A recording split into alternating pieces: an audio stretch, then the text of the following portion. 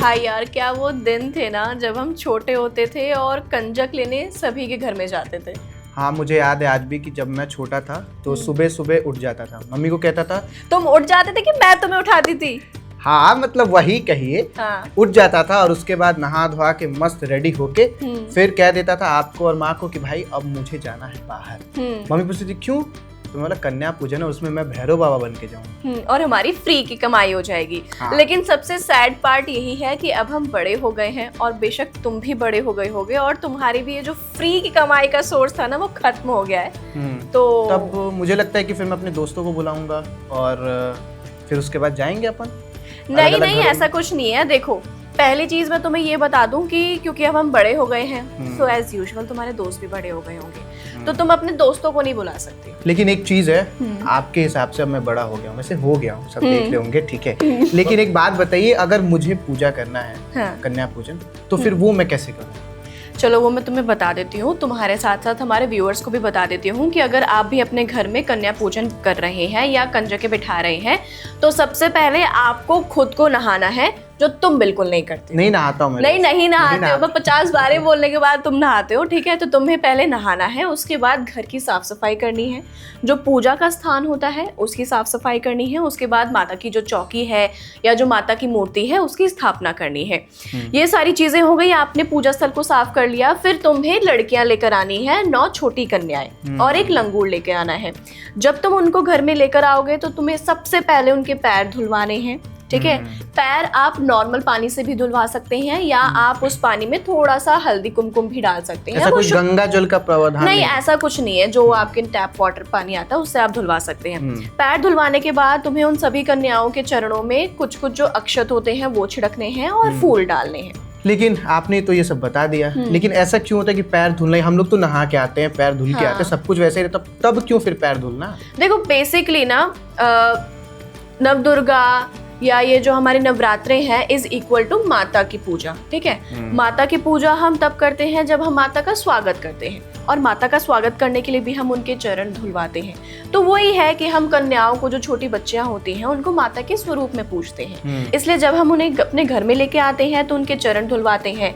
Basically इसको हम ना एक अतिथि देवो भव वाली जो है वो बोल सकते हैं। हाँ, कि हमारा जो वही कल्चर है हम उसको अपना रहे हैं और हम उनका एक सत्कार कर रहे हैं, तो उस वजह से हम उनके पैर धुलवाते हैं। कन्याएं आ गई और आपके हिसाब से वो लंगूर, लेकिन लंगूर नहीं होता है, ठीक है। क्या होता है? लड़का है और वो भैरव बाबा है उस दिन।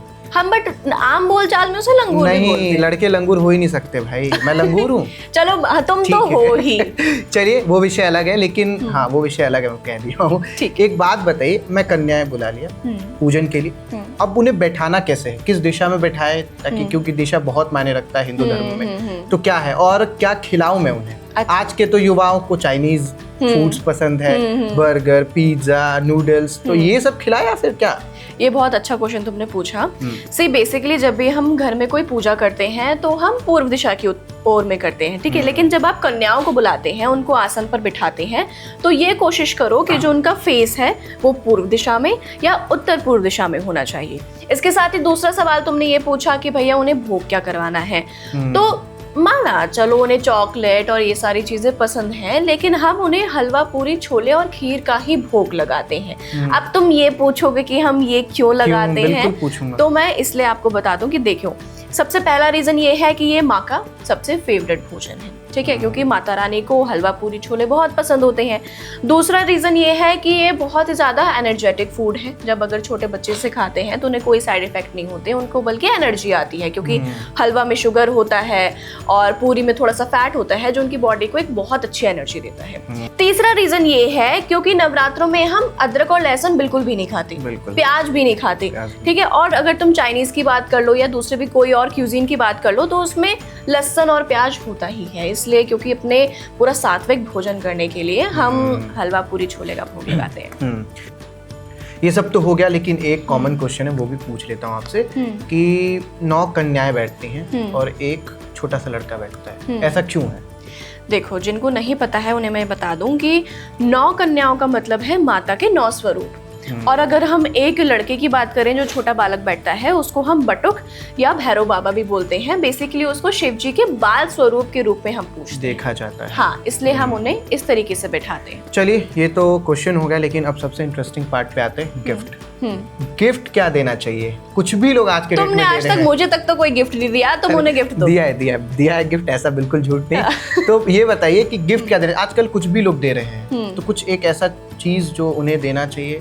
देखो, मैं तुम्हें बता दूं, क्योंकि आजकल ना कई सारी चीजें आ गई हैं, बच्चे भी बहुत ज्यादा मॉडर्न बन गए हैं, उन्हें फोन चाहिए। फोन तो हम नहीं दे सकते कंजर में, ठीक है, महंगा भी हो जाएगा। बजट नहीं है हमारा उतना, ठीक है। बट क्योंकि कई सारी ऊट पटांग चीजें देते हैं, बट अगर मान्यताओं के हिसाब से चले, हम अपनी हिंदू मान्यताओं के हिसाब से, तो अगर मैं लड़कियों की बात करूँ, कन्याओं की बात करूँ, तो उन्हें हमें श्रृंगार का सामान, जैसे कि उन्हें बिंदिया आप दे सकते हो, नेल पेंट तो नहीं क्योंकि वो छोटी बच्चियां हैं, ठीक है, आप उन्हें चूड़ियां दे सकते हो। और इसके अलावा अगर आपको ये नहीं देना है, क्लिप्स वगैरह, हेयर बैंड या नहीं देना है, तो आप उनके पढ़ने की चीजें जैसे कि कॉपी, किताब, पेन, ये सारी चीजें दे सकते हो। रही लड़कों की बात, क्योंकि लड़कों के मैटर में हमें किसी को भी कुछ समझ में नहीं आता, और कई बार ऐसा तुम्हारे साथ भी हुआ है कि हाँ, जो मुझे क्लिप्स पकड़ाई है वो तुम्हें भी क्लिप्स पकड़ा दी है, ठीक है। तो लड़कों के मैटर में आप उन्हें जो पढ़ाई की चीजें हैं वो दे सकते हैं। एक सबसे आम क्वेश्चन है, जब मैं देखता हूँ कि बच्चों को प्रसाद दिया तो बच्चे बाहर, जब बोलता हूँ ले जाओ, तो फेंक देते हैं उसको।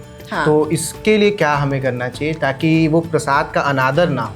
देखो, ये हमने भी बहुत बारी फेस किया है, क्योंकि हम घर घर जाते थे, कई बार हमारा पेट भर जाता था, या मान लो कभी बच्चों को टेस्ट नहीं पसंद आया, वो सिर्फ पैसे के लिए अब जा रहे हैं। हाँ, वो आजकल सिर्फ पैसे के लिए जा रहे हैं। तो आप एक काम कर सकते हैं कि अगर आपने भी अपने घर में कोई कन्याएं बिठाई हैं या कंजक आप कर रहे हैं, तो कोशिश करिए कि यार वो जब जो भी सभी बच्चे हैं वो आपके सामने वो पूरा उसको कंप्लीट करके ही उठें, ठीक है।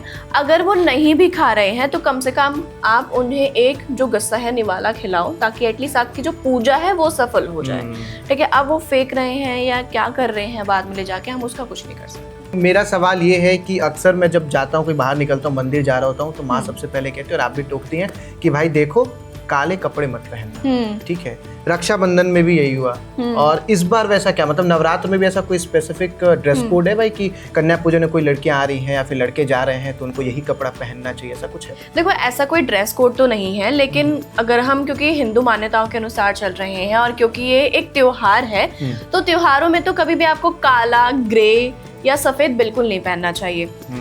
मान सकते हैं कि आप एक टाइम को सफेद पहन सकते हो क्योंकि वो एक प्योरिटी को दर्शाता है, लेकिन फिर भी अगर आप कलरफुल रंग पहनोगे ना, तो माता रानी को भी अच्छा लगेगा और उनकी कृपा आप पर ज्यादा बरसेगी। जैसे माता रानी को लाल पसंद है बहुत। हाँ, लाल पहन सकते हो, पीला पहन सकते हो, मैरून पहन सकते हो, पिंक पहन सकते हो, जैसे आज मैंने पहना है, ठीक है। तो ऐसा कॉम्बिनेशन, हाँ, तो मैंने बोल दिया, तुम्हारा इंक्लूड कर दिया।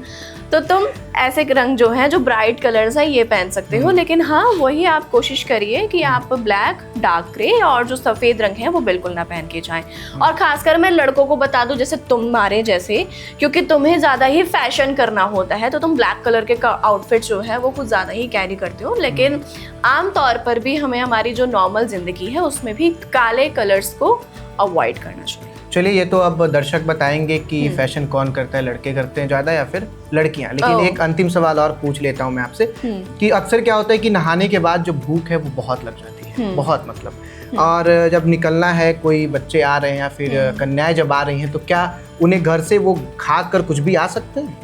हाँ, ऐसा आ सकते हो, क्योंकि देखो कई बार क्या होता है ना, मतलब तुम कुछ खा के निकलते थे, मेरा क्या रहता था कि मैं पूरे दिन से भूखी रहती थी, कि मैंने कहा मैं वेट करती थी कि जब जाऊंगी बाहर और फलाना मौसी के घर से मैं मतलब प्रसाद ही, मतलब हाँ, प्रसाद ही खाऊंगी।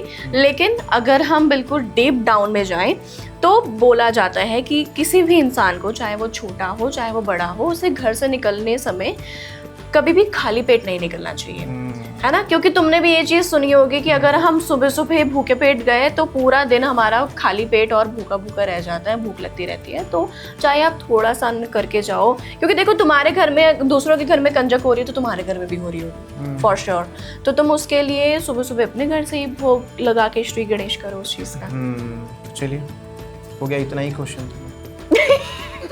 सो जैसे मैंने इनके क्वेश्चंस का निवारण किया, इनके सभी आंसर्स दिए, आई होप कि आपके भी सभी क्वेश्चंस का आंसर आपको मिल गया होगा। और हाँ, मैं आपको एक और चीज़ बता दूं कि रही शुभ मुहूर्त की बात, तो वो आप ज़रूर ध्यान रखना, क्योंकि शुभ मुहूर्त में ही आपको ये कन्याएं जो हैं वो बैठानी चाहिए। आई होप आपको ये वीडियो पसंद आया हो, अगर पसंद आया हो तो इसे लाइक, शेयर और कमेंट करना बिल्कुल मत भूलिएगा। तो हम दोनों की तरफ से और हमारी पूरी टीम की तरफ से आप सभी को नवरात्र की ढेरों शुभकामनाएं।